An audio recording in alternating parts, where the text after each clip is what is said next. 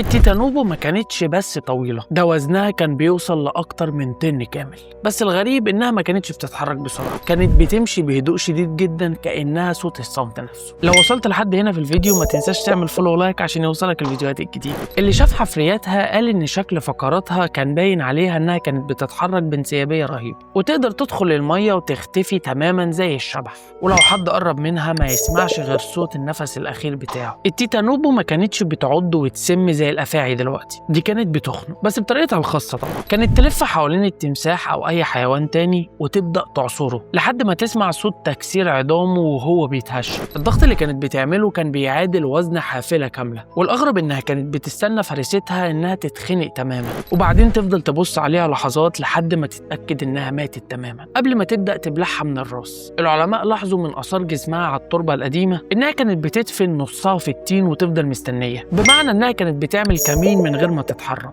تفضل ساكنة بالساعات وسط الظلام، ولما فريستها تعدي تفتح بقها الضخم وتبلعها في ثانية. في اكتشاف غريب جدا حصل في كولومبيا، لقوا بقايا تمساح داخل جسم التيتانوبو، لكن الأغرب إن التمساح كان مأكول نصه بس، وده خلى العلماء يشكوا إنها كانت بتسيب نص الأكل وترجع له بعد كام يوم تاكله، يعني كانت عندها غريزة التخزين زي البشر تقريبا. تفتكر لو حيوان زي ده لسه موجود حاليا هنبقى عايشين في أمان؟